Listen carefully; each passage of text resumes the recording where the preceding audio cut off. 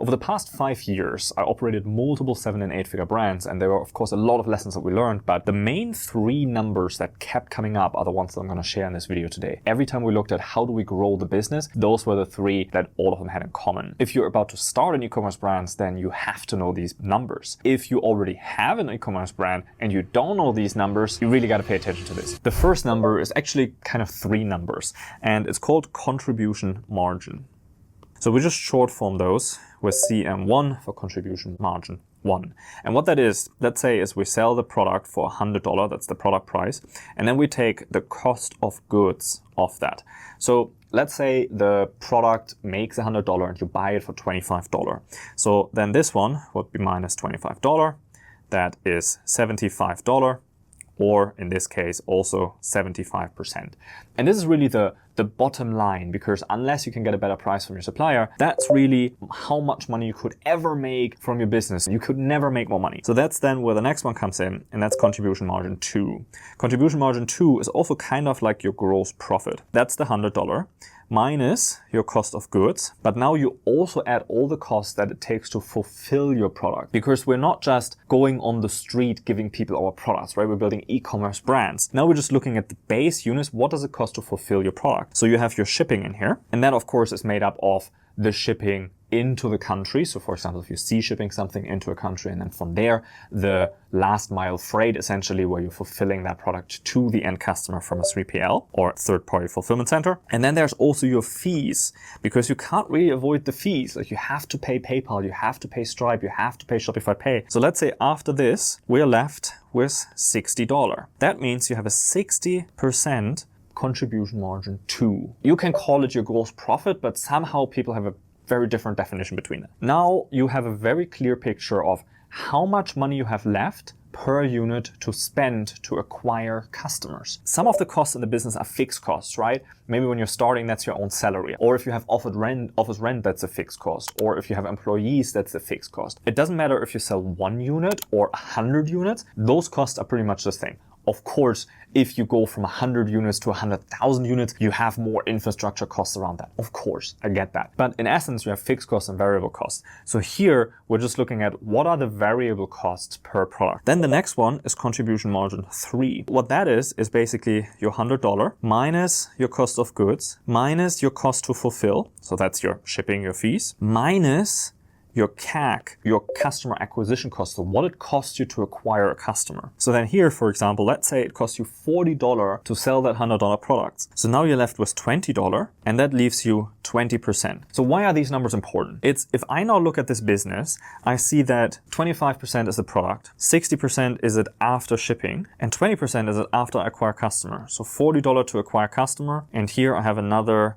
$15 to ship. So now based on this, we can really improve the business. With this number, we can see, okay, if we could buy more products in bulk, could we get a better price? And if we can get a better price, we can improve this number. The second number, contribution margin 2, is can we find a cheaper way to fulfill the product to a customer? So for example, if right now this business is air shipping products, we could say, okay, maybe we can sea ship the product that has other problems. Maybe we can sea ship this product and then save some money. Maybe we go from $15 of shipping to $5 shipping. Right? Or maybe to $10 shipping with, 5% saved on the first one, 5% saved on the second one. Now you have 10% more margin in your business. The cool thing about that 10% is it goes straight to your bottom line of profits. So if right now the business overall has a 20% profit margin, if we find another 10% in that, then we just added 50% of profit to the business. That means the person who owns the business gets to take 50% more money out. Not exactly, I know, but that's kind of the rule of thumb. And then if we look at the marketing, we say, okay, right now it costs us $40 to acquire a customer. What if we spend more kind of investments on branding and we work with more influencers, we maybe publish some PR articles,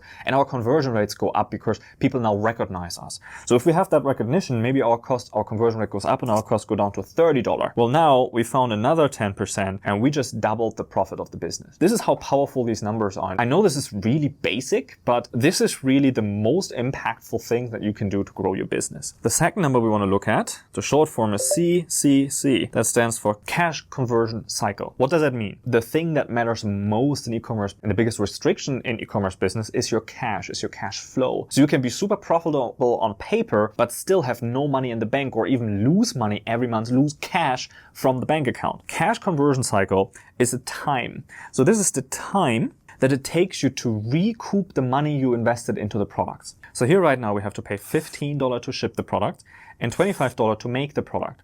So that means that is all the money that is required before we sell the products. The payment processing fees, all of that, only comes true once we actually do the sale, right?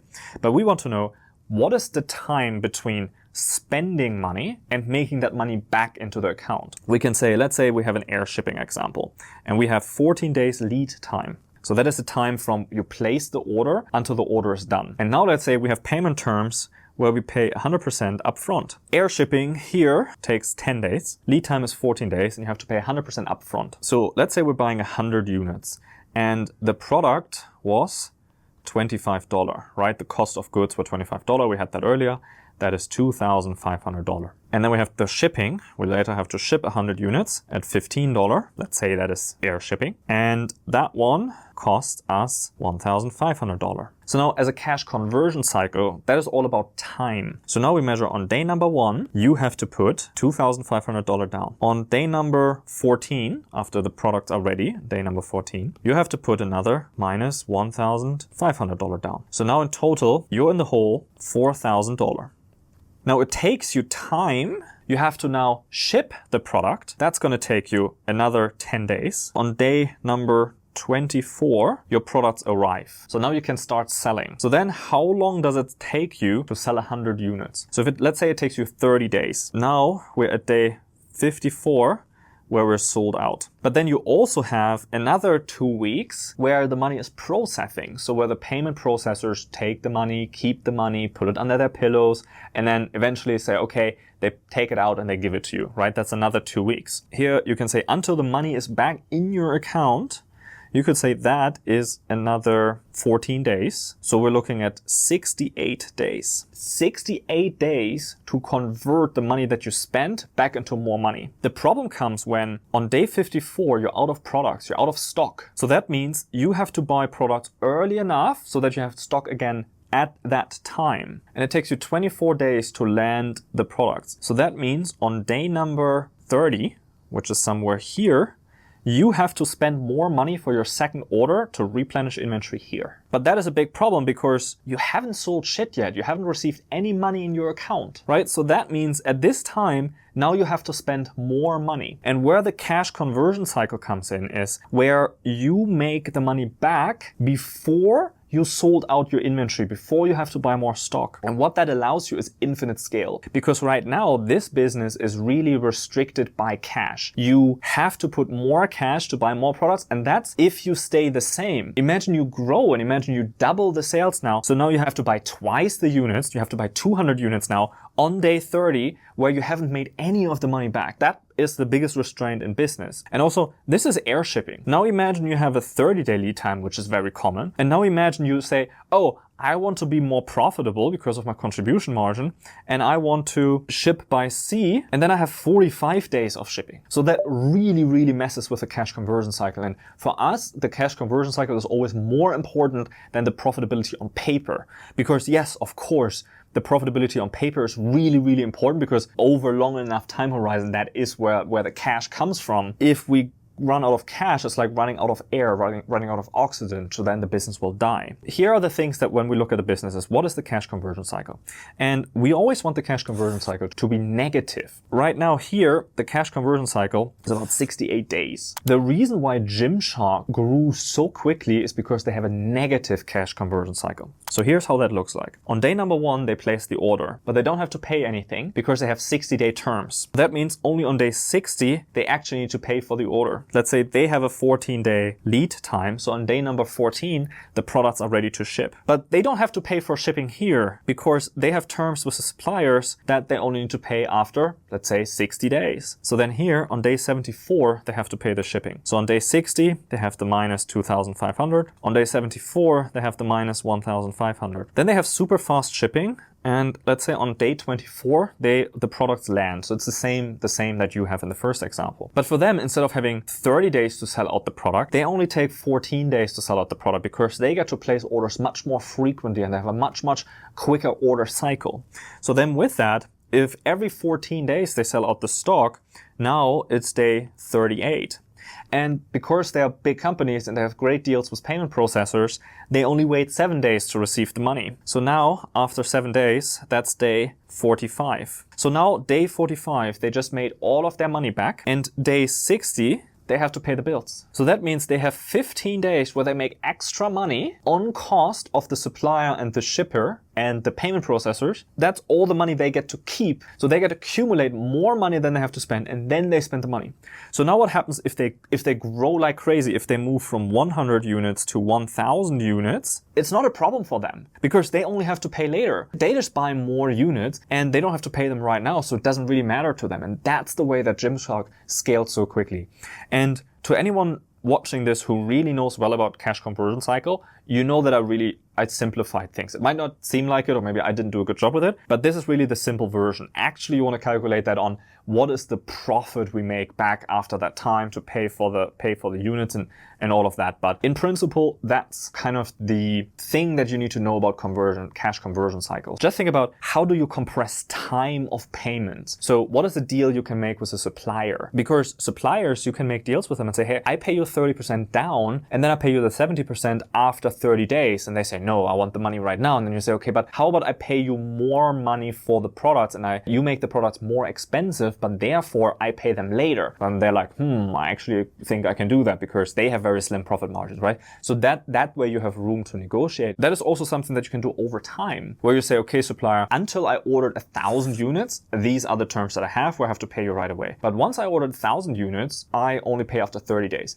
And once I ordered 2,500 units, I only pay after 45 days. So those are the exact terms that we have with our supplier right now. That really decreases time. Then we choose air shipping over sea shipping, even though it's much more expensive for our brand, because that really compresses the time for us, our cash conversion cycle.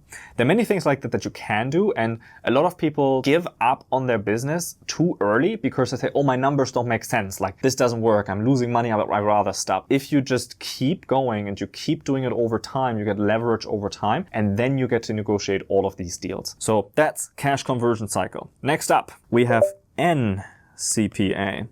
So that is the cost per acquisition, and that is for new customers. That's what the N stands for. Let's say you start a business and you're running Facebook ads. All of the customers that you get are coming from Facebook ads. So earlier in our example, we say the CPA, let's say it's $40. That's what we said earlier on the example above. And that gives you a 2.5 ROAS because you sell, remember, $100 product. That's not good, by the way. But let's say that's the game. So all of the customers that right now come from Facebook are new customers. But over time, the customers that you get, they talk to the other customers. So in the beginning, it kind of looks like this, where you have Facebook on top, people go to your Shopify store, some people buy and you get customers. Over time, your customers turn into more money. There's something called LTV, that's a lifetime value, so customers can buy again and again and again, and over time give you more money. And then also there is word of mouth, so there's referrals where all of these customers now start to refer their friends and post on social media and tell other people about it. And then other people organically come to your website and then they buy. So if people come organically to your store, those are free customers, and those are customers that are not acquired by Facebook. But because Facebook, of course, likes you to spend more money, they will always trick you and they say your cost per acquisition, because now you have more customers, actually went down to $30 because now there are so many more customers. So Facebook likes to claim that Facebook is generating all these customers, even though they're organic. So then the bigger you get as a business, or the bigger you get as a brand, then you have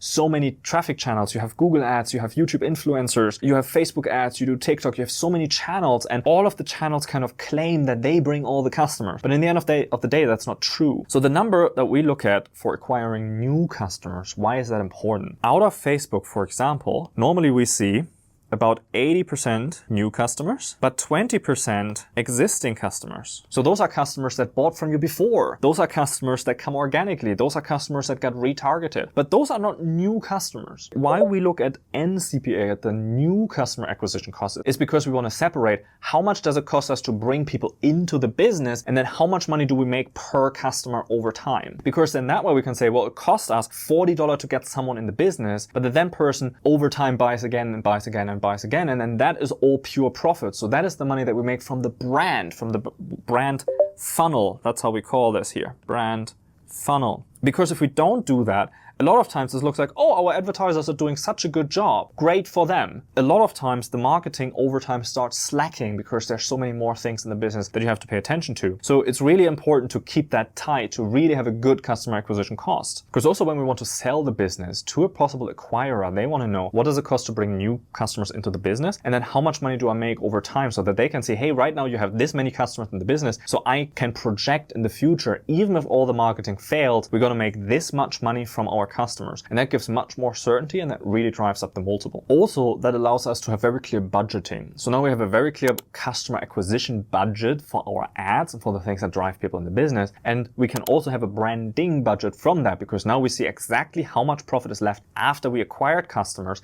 And then we know how much of that we can invest into branding, because branding actually helps you to get better conversion rates, and those allow you to have cheaper acquisition costs and acquire more customers easier, better, faster. And branding activities could be you get published in PR articles, or you use PR to get published in different magazines. You have SEO that organically, right, you start ranking for certain brand keywords. You have branded search that you're advertising for. You have influencers talk about you. The math on that works different, because it's not just you don't put $1 in and you get $2 back like you do from the ads, or $2.50 in this case. That actually works. You put $5,000 into an influencer, they launch the video, you make $1,000, and then over time, over the next year, you make money back. But everyone who is thinking to buy from you because of the ads, and they make more research and they go on YouTube and they watch a video about you, they're more likely to convert. And then because your conversion rate goes up, now you can scale your ads and it becomes easier on that. And that's the way you really, really scale a business past $3-4 million a year. So those are the three numbers. Let's do a quick recap. One is contribution margins. Those are really important. That's the foundation of your business. You have your cash conversion cycle, which basically shows you how much oxygen you have to breathe, or how long you have to hold your breath until you are, come out of the water and can breathe again. And then the third one is the separation between what does it cost me to acquire new customers versus what are these customers worth. Because in e-commerce business, the objective is to get as many customers profitably as possible. In brand, the objective is to buy customers and make them an experience that is so good that they tell all their friends about it. That's the objective. The purpose of marketing is just to get more customers, that nothing to do with profits. So based on these three numbers, you can really see if you have a solid business foundation. Then there's one more big number that we have to talk about, which is NPS, but I'm not talking about this in this video because I already made a video about that. So go check that out next and enjoy.